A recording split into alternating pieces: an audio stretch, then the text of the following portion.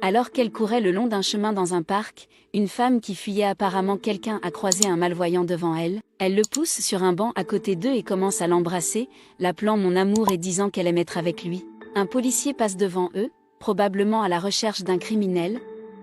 Elle essaie de se déguiser et s'excuse en disant qu'elle l'a pris pour son fiancé, puis s'excuse et part rapidement.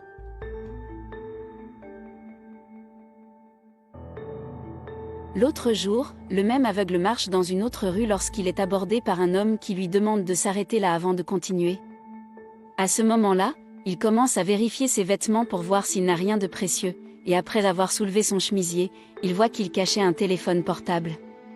L'aveugle prend peur, tandis que le voleur vérifie si, outre le téléphone portable, il a aussi de l'argent. Soudain, la même femme qui avait croisé l'aveugle dans le parc apparaît et exige que le voleur rende le téléphone portable immédiatement. Il refuse et elle le menace, il a peur et rend le téléphone portable et s'en va. La jeune fille lui demande si tout va bien, et il répond par l'affirmative, il la remercie de sa gentillesse, et elle veut savoir ce que quelqu'un avec un si beau sourire fait dans cet endroit. Il dit qu'il se promenait dans le quartier, mais avant même qu'elle ne réponde, quelqu'un arrive en criant pour lui, l'appelant Gustavo. C'était sa mère, elle veut nerveusement en savoir plus sur cette femme et ce qu'elle faisait avec son fils. Ils essaient de lui expliquer, mais c'est impossible à cause de sa nervosité. La mère de Gustavo dit qu'elle ne veut pas que son fils l'approche. Elle se dispute avec son fils pour être sortie seule, et part en le tirant par le bras, tandis qu'il essaie de dire qu'elle voulait seulement l'aider. En partant, elle dit à nouveau à la femme de ne pas s'approcher de son fils. Quelques jours plus tard, lors d'une promenade dans le parc, la même femme vient en courant vers lui et lui dit que son sourire est magnifique. Il la remercie à demi et elle veut savoir ce qui s'est passé pour qu'il lui réponde comme ça. Il dit que sa mère lui avait dit qu'elle était une voleuse et qu'il ne devait pas lui faire confiance. Elle a tenté de s'expliquer et a dit qu'elle regrettait ce qu'elle avait fait et qu'elle était prête à changer, et qu'elle a même rendu l'argent volé, en le mettant dans la voiture de la personne. Il lui a dit qu'il ne comprenait pas pourquoi elle avait fait ça, puis elle a dit que tout était arrivé parce qu'elle traversait une période très difficile et que sa mère avait besoin d'acheter des médicaments, mais qu'elle n'avait pas d'argent. Il lui demande si elle n'a pas travaillé, et elle commente combien il a été difficile de trouver un emploi, et elle lui promet que d'ici 2 semaines elle aura un emploi.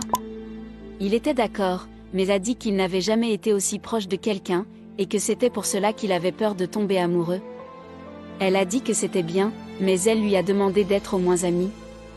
Elle a dit qu'elle avait une surprise pour lui, et sortant un papier de sa poche, elle l'a invité à sortir. En partant, elle a dit qu'à partir de ce moment-là, c'était elle qui le guiderait, elle a pris son bras et ils ont commencé à marcher. Assis sur un banc, elle enlève les lunettes de son visage, et il voulait savoir pourquoi, puis elle a dit qu'elle allait lui faire un dessin. Il est heureux et lui demande si elle sait vraiment dessiner, elle lui répond que oui, et que c'est quelque chose qu'elle aime faire. Il a également voulu savoir si elle avait déjà suivi un cours de dessin, et elle a répondu qu'elle avait toujours aimé dessiner et qu'elle s'était améliorée petit à petit. Ils ont beaucoup parlé, à un certain moment de la conversation, elle a dit qu'elle aimerait étudier l'architecture. Il a été surpris, car c'est aussi un cours qu'il aimerait suivre. Elle a terminé le dessin et le lui a donné, en lui disant qu'elle espérait qu'il le garderait, parce qu'elle l'avait fait avec beaucoup de soin, il était très heureux, et puis elle a encore commenté son beau sourire. Il la remercie à nouveau, et regrette de ne pas avoir pu voir le dessin qu'elle avait fait. Elle est assez triste de la situation, mais pour se détendre, elle a dit qu'il y avait même un bon côté, qu'au moins il ne verrait pas à quel point elle l'avait enlaidi. Alors ils ont ri ensemble.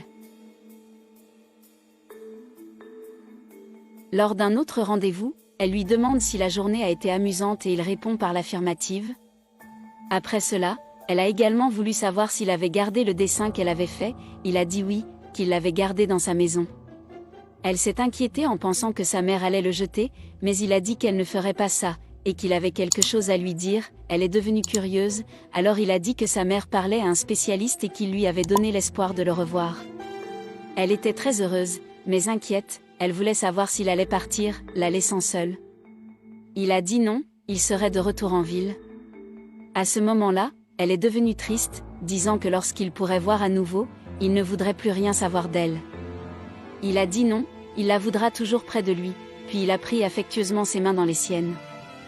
Puis elle loue son sourire une fois de plus et embrasse sa joue. Arrivée à sa maison, elle se précipite et se cache derrière le portail, car sa mère est soudainement apparue. Elle était en colère et voulait savoir où il était et qu'elle était inquiète. Il s'excuse et dit qu'il est sorti se promener. Elle l'appelle pour qu'il entre, tandis que la femme reste cachée derrière le portail. La mère de Gustavo a eu des soupçons et l'a vu se cacher. Très en colère, elle a dit qu'elle appellerait la police si elle insistait pour être près de son fils. Et elle a répondu qu'elle ne voulait pas faire de mal à Gustavo et qu'elle était amoureuse de lui.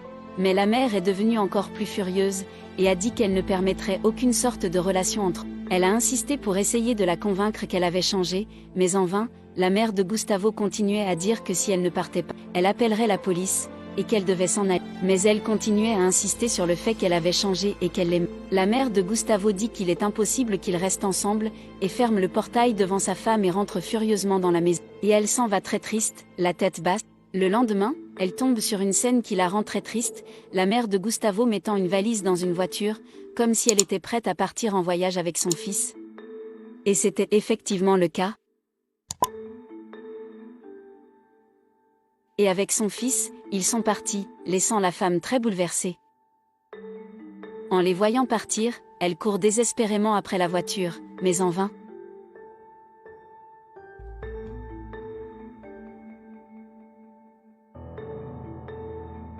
Des années ont passé, la même femme, mais désormais architecte de formation, va rencontrer un client, dont elle n'imaginerait jamais de qui il s'agit. Au téléphone portable et la tête basse, ce client lui demande d'attendre qu'il ait résolu un problème avant de lui parler.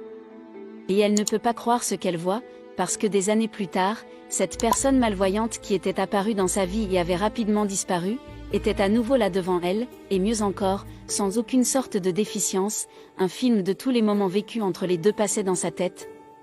Elle parle à nouveau avec émotion de la beauté de son sourire pour voir s'il se souvient de qui elle est, et lui, avec son large sourire, a su tout de suite qui était cet architecte devant lui,